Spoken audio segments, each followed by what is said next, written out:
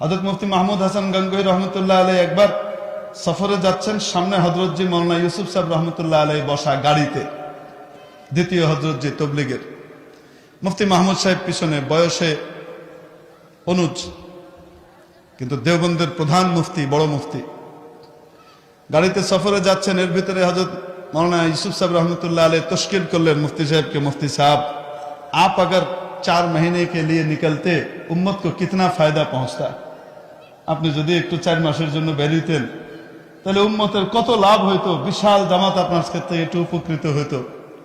जरा चिल्ला लगा लीजिएगा, 1-2 চিল্লা যদি পারেন তো একটু লাগাই দিয়ে। খুব ইহতিরামের সাথে, আবদারের সাথে তশকিল করছেন। মুফতি সাহেব কোনো উত্তর দেন নাই, কোনো কি করেন নাই, উত্তর দেন নাই। কিছুক্ষণ পরে এক জায়গাতে পথের মধ্যে গাড়ি থেমেছে, হযরতজি যাচ্ছেন, হাজার মানুষ জড়ো হয়ে গেছে, হযরতজি রাস্তা দিয়ে যাচ্ছেন, হযরতজির সাথে সব লাইন ধরে মুসাফা করছে, হযরতজিও মুসাফা করছেন গাড়িতে বসে। এক লোক এসছে, সে মুসাফা করতেছে, তো হযরতজি তাকে জিজ্ঞেস করলেন তুমি নামাজ পড়ো? কাউকে জিজ্ঞেস করেন নাই, কিন্তু তাকে জিজ্ঞেস করছেন। কেন? নবীজি একটা আজীব কথা বলেছেন, সাবধান, ইমানদারের দূরদৃষ্টি থেকে সাবধান থেকো, কারণ ইমানদার নিজের চোখে দেখে না, ফাইন্নাহু ইয়ানজুরু বিনুরিল্লাহ, আল্লাহ তাআলার নূর দ্বারা দেখে। কাউরে জিগায় নাই, ওই বেটারে জিগায় ভাই নামাজ পড়ো, ভাই নামাজ পড়তে হো। এবং আসলেই লোক নামাজ পড়ে না, এবং সে নামাজ পড়বে না নিয়ত করছে। কি নিয়ত করছে? মানুষে নিয়ত করে যে নামাজ পড়াম সামনে তার, হ্যাঁ নিয়ত করছে কি পড়তাম না, কেলিগা এ কয় হযরত আমার কিছু প্রশ্ন আছে, যতদিন এই প্রশ্নগুলোর উত্তর না পাবো ততদিন পর্যন্ত আমি নামাজ পড়বো না, এই সিদ্ধান্ত নিছি। কোন মাওলানা সাহেব আমার এখন উত্তর দিতে পারেনি, তাই আমি সিদ্ধান্ত নিছি আর কি করব না, নামাজ পড়বো না। বুঝছেন? এখন হযরত যে জিজ্ঞেস করেন, আচ্ছা ঠিক আছে বলো তোমার কি প্রশ্ন। সে প্রশ্ন করে, প্রশ্নটা বুঝবেন আপনারা, জ্ঞানী মানুষ তো সহজেই বুঝে ফেলবেন। সে কয়, হযরত আমাদেরকে তো জাহান্নামের দিকে নেয়, বিভ্রান্ত করে, গুমরাহ করে শয়তান। হযরত বললেন হ্যাঁ, তো শয়তানকে কে গুমরাহ করলো? বুঝছেননি? এটা সোজা অর্থ দাঁড়ায় কি, কে গুমরাহ করছে? অর্থটা এরকম দাঁড়ায় না। এর প্রশ্নটা হইল এটা কি কোন যাইব না, এটা সত্য। এখন হযরত জি বলতেছেন, ভাই ऐसे सवालात नहीं करने चाहिए, ऐसे सवालात नहीं करना चाहिए। এই ধরনের প্রশ্ন করতে নাই, এই ধরনের প্রশ্ন করতে নাই, এই প্রশ্নগুলো গুমরাহি মার্কা, এগুলো করো না, তুমি নামাজ পড়ো। না না হযরত, নিয়ত করছি যেটা হেডেই কইছি, তো কইছি আমার বাড়ি ময়মনসিংহ, আমার বাড়ি ময়মনসিংহ, এই জন্য ময়মনসিংহ কিলাম। যেটা বুঝছি তো বুঝছি, আমরা গ্রেটার ময়মনসিংহের লোক, যেটা বুঝছি এটা মাথার তো নামতো না। ময়মনসিংহ, কিশোরগঞ্জ, নেত্রকোনা, আর কি আছে কিনে গেলে জামালপুর, শেরপুর, আরো কি আছে না কিতা কিতা, হ্যাঁ ব্যাক চইল কি গ্রেটার ময়মনসিংহ। যেটা মাথায় ঢুকছে এটা সহজে কি করবে না, শুধু ঢুকাইতে পারলে হয়। যদি ইমান ঢুকানো যায় মাথায়, ওইটা 1000 চেষ্টা করে নামেন যায় না। আর যদি মাথায় শয়তানি ঢুকে, এটাও নামে না। ঠিক কি ঠিক না? আল্লাহর কাছে দোয়া করা উচিত, আল্লাহ আমাদেরকে আবু বকর বানায়ও, আবু বকরের দলে রেখো, আবু জেহেলের দলে ঢুকায়ও না। তো যাই হোক, কইছি তো কইছি, ওই যেটা কইছি আপনি উত্তর দিতে পারলেন না, নামাজ পড়তাম না। এখন মুফতি সাহেব পিছনে বসা, হযরতজি ফ্রন্ট সিটে বসা। মুফতি সাহেব পিছন থেকে বলতেছেন, হযরত ইজাজত हो तो मैं जवाब दे दूं, যদি অনুমতি হয় তো আমি উত্তরটা দিয়ে দিই। হযরত বলতেছেন ঠিক আছে দিজিয়ে। এখন মুফতি সাহেব তাকে ডাকছে, এদিকে এসো। পিছনের জানালার কাছে এনে কয়, তোমার বাড়ি কই? এখানে। ও ওই এলাকার মানুষ তো চা খায়, তুমি চা খাও? কয় খাই। কয় কেমন চা খাও, ঠান্ডা না গরম? কয়টা আবার কি কোন চা কি ঠান্ডা খাওয়া যায় নাকি? ওটা তো গরম খাইতে হয়। चाय तो वो हो जब जो लबदोज हो, लबसोज हो, लबरेज हो। মুখ পুড়ায় দেওয়ার মতো গরম না হইলে চা হইল কিনা? আচ্ছা চা বানাইতে জানো? হ্যাঁ জানি। কেমনে বানায়? হয় পাতিলের ভিতরে পানি দেয়, পানি দিয়ে তারপরে নিচে আগুন জ্বালাইতে হয়, গরম হইলে তারপরে চায়ের পাতি দিতে হয়, এটা এটা এটা নুন করতে হয়, দুধের মধ্যে বানানো যায়। আচ্ছা, তো চাকে গরম করে কে? আগুন। আগুন রে গরম করলো কে?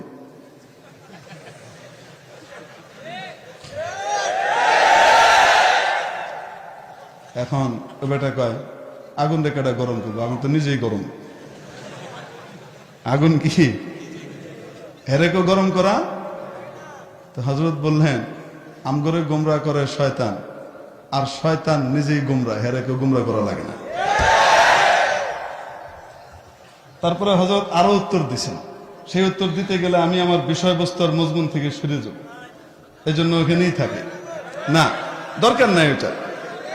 এখন মুফতি সাহেবকে হযরতজি বলতেছেন, সেই লোক কয়, আরেক উত্তর দেওয়ার পরে হে কয় না না আজকে তো এমনি নামাজ পড়ব, মাথায় ঢুকছে, বুঝছে নামাজ পড়ব। এখন যখন গাড়ির সামনে চলা শুরু করছে, তো হযরতজি রহমতুল্লাহ আলাইহি মুফতি সাহেবকে লক্ষ্য করে বলছেন, মুফতি সাহেব আপনি তো কামাল কর দিয়া, মুফতি সাহেব আপনি তো অসাধারণ কারবার করে দেখাইলেন, ওরা তো একদম জায়গায় খাড়া করে দিছেন, দারুণ জবাব দিছেন আপনি। এবার মুফতি साहब पिछन থেকে बोले, हजरत जी इस जैसे कामों के लिए हम जैसे छोटों को जरा छोड़ दीजिए, सब चिल्ले में निकल जाए तो पैसे कैसे होगा। হযরত এই ধরনের কিছু কামের জন্য আমগরেও কিছু কি করেন, আমাদের মতো ছোটখাটো কিছু লোকরে ছেড়ে দেন, সবাই বেরিয়ে গেলে জবাব দিব কেডা? বুঝে আসে নাই? যাই হোক, এখন বলেন তো দেখি, শয়তান যে গোমরা, তারে কি কেউ গোমরা করছে না হ্যাঁ নিজেই গোমরা? আসতে বলেন, কেউ গোমরা করছে না, অটোমেটিক গোমরা, অটোমেটিক গোমরা। কিন্তু সে নিজের গোমরাহির কারণে, গোমরাহি কিভাবে হয়েছে? তার অহংকারের কারণে। কিসের কারণে? সে নিজেকে বড় মনে করে আরেকজনকে কি করছে? তুচ্ছ তাচ্ছিল্য করছে, ছোট করছে, অহংকার তাকে নষ্ট করছে। মেরে মুআজ্জাজ হাজিরিন, তাহলে শয়তান যে আল্লাহর দরবার থেকে ধাক্কা খেয়ে বের হলো, বিতাড়িত হলো, এটা কার দোষে? আদমের দোষে না তার দোষে? নিজের দোষটাকে সে আদমের কাঁধে চাপায়া দেয়। হে কয়, ফাবিমা গাওয়াইতানি লাআকুদান্না লাহুম সিরাতাকাল মুস্তাকিম। ও রব্বুল আলামিন, ও আল্লাহ, আপনি যে আদমের কারণে আমাকে বের করে দিলেন, নষ্ট করলেন, আমাকে গোমরা করে দিলেন, আমি ওই আদমের পোলাপাইনের সামনে আপনার যে সহজ সরল সিরাতে মুস্তাকিম আছে, ওইটার মধ্যে আমি বইয়ে থাকবো এগুলিজ্ঞা। আমি অবশ্যই বসে থাকবো, শুধু বসে থাকবো তা না, হেরা আমারে 5 কিলো যাবো গাইডা না, হ্যাঁ যদি আমারে কাটতে যাবে চায় তাহলে আমি হ্যাঁ উপর দিয়ে আয়াম, হ্যাঁ আমারে কাটতে যেতে চাইলে আমি আক্রমণ করব। ثم لآتينهم من بين أيديهم ومن خلفهم, আমি সামনে দিয়ে আক্রমণ করব, পেছন দিয়ে আক্রমণ করব, ওয়ান আইমানিহিম ওয়ান শামাইলিহিম, ডান দিক থেকেও আক্রমণ করব, বাম দিক থেকেও আক্রমণ করব, এবং মনে রাখেন আমি জিতব, এদের অধিকাংশকে আমি নষ্ট করে ছাড়ব। ওয়ালা তাজিদু আকসারহুম শাকিরিন, অধিকাংশকে আপনার কৃতজ্ঞ বান্দা পাবেন না। জানাই দিলাম। কেটা কয় কন্যা কেন? শয়তান মিয়া এই চ্যালেঞ্জ দিছে কারে? আল্লাহ রে। হে আইব, ডাইনতে আইব, বামতে আইব, সামনেতে আইব, পিছনতে আইব, আল্লাহ রে বুলাই দিছে উপর আর নিচ। তাকাব্বুরের ছোটে অনেক কিছু গরম সরম কইছে, কিন্তু একটা কি হয়ে রয়েছে? বাদ রয়ে গেছে না? হ্যাঁ, চারিদিক থেকে হামলা করে আদম সন্তানকে নষ্ট করে, গুনাহের পথে নেয়, জাহান্নামের পথে নেয়। আদম সন্তান এক রাতের জন্য, একদিনের জন্য তওবা করে মাওলার সামনে যখন নাকি কাঁদে, চোখের 2 ফোঁটা পানি ফেলে দিয়ে অনুতপ্ত হয়, অনুশোচনার আগুনে দগ্ধ হয়, আর মাফ চায়, ক্ষমা চায়, আল্লাহ যা করেছি অতীতে ভুল করেছি, অন্যায় করেছি, আর কোনোদিন করব না রে মাবুদ, আর কোনোদিন করব না, দয়া করে আমাকে ক্ষমা করে দাও। এই ওয়াদা যখন করে আর অতীতের ব্যাপারে মাফ চায়, শয়তান চারিদিক থেকে হামলা করে তাকে জাহান্নামের দোরগোড়ায় নিয়ে যায়। রব্বুল আলামিন উপর দিক থেকে তার মাগফিরাত, তার ক্ষমা দিয়ে তাকে মুক্ত করে জান্নাতে নিয়ে আসে। শয়তান চারিদিক থেকে আসলেও উপরের দিক মাওলার দিক বলেন তো দেখি খোলা আছে না নয়? মেরে মুআজ্জাজ হাজিরিন, বলছিলাম অন্যায় করে সেই অন্যায়ের ব্যাপারে অনুতপ্ত না হয়ে ক্ষমা না চেয়ে এটার দায় অন্যের কাঁধে চাপানো, এটা আদমের খাসলত না শয়তানের খাসলত? জোরে বলেন, আদমের সিফত না শয়তানের খাচ্চত? ঠিক কি ঠিক না? আর আদমের সিফত কি? অন্যায় হয় নাই, গুনাহ হয় নাই, ভুলে গেছিল। কইতে পারতো ইয়া আল্লাহ ভুলে গেছিলাম। আর আপনি তো ভুলের ব্যাপারে পাকড়াও করেন না, বলতে পারতেন কিনা? কোন যুক্তি দেন নাই। কি করছেন?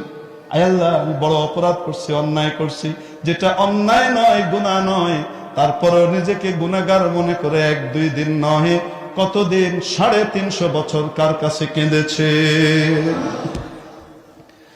মেরে মুআজ্জাজ হাজিরিন, বলছিলাম আমার আপনার আব্বা জান হযরত আদম আলাইহিস সালামকে তৈরি করে রব্বুল আলামিন থাকতে দিলেন জান্নাতে। কোথায় তৈরি করলেন? কোথায়? জান্নাতে। থাকতে দিলেন জান্নাতে, বলে দিলেন ও আদম তুমি সস্ত্রীক জান্নাতে বসবাস করো। ওয়া আদম উসকুন আনতা ওয়া যাওজুকাল জান্নাহ, তোমাকে থাকার জন্য দিয়ে দিলাম। ওয়া কুলা মিনহা রাগাদান হাইথু শি'তুমা, যেখান থেকে মন চায়, যা ইচ্ছা মন চায়, যত বেশি মন চায় খাও দাও পান করো, কোনো নিষেধ নাই। হাত তোমার, তৈরি করছি তোমাদের জন্য, খাও। কাকে থাকতে দিলেন? তাহলে বলেন দেখি আমাদের আব্বাজানের জন্ম কোথায়? আরো আসতে, আরো আসতে। কোথায়? বাবার বাড়ি যেখানে, সন্তানের বাড়ি সেখানে। এবার বলেন দেখি আমাদের বাবার বাড়ি জান্নাতে, তো আমাদের বাড়িও কোথায়? মেরে মুআজ্জাজ হাজিরিন, বলেন তো দেখি মানুষ ভোগ করে, আরাম করে, আয়েশ করে কোথায়? বাইরে না বাড়িতে? কয় না কেন? এখন একটা প্রশ্ন আপনাদের মনে আসতে পারে, হুজুর বাড়িতেও আমাদের জান্নাত, এন আইলাম কি লিগে? বাড়ি তো কোথায়? এখানে আসলাম কেন? আল্লাহ এখানে কেন পাঠালেন? বলবো, ক্ষেত করতে পাঠিয়েছেন। কি করতে পাঠিয়েছেন?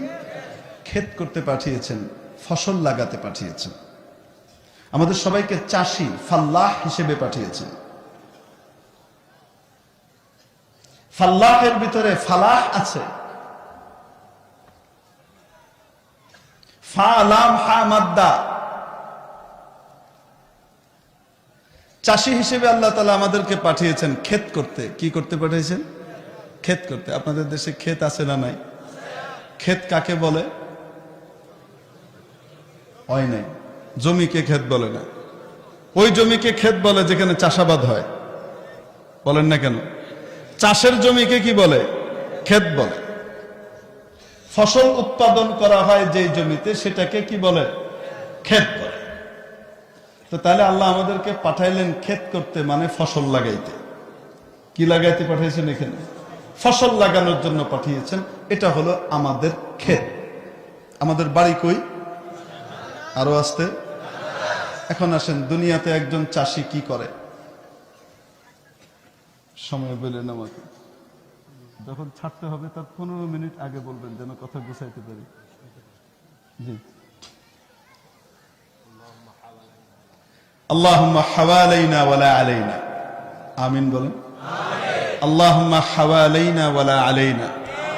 সাথে সাথে পড়েন আল্লাহুম্মা হাওয়ালাইনা ওয়ালা আলাইনা।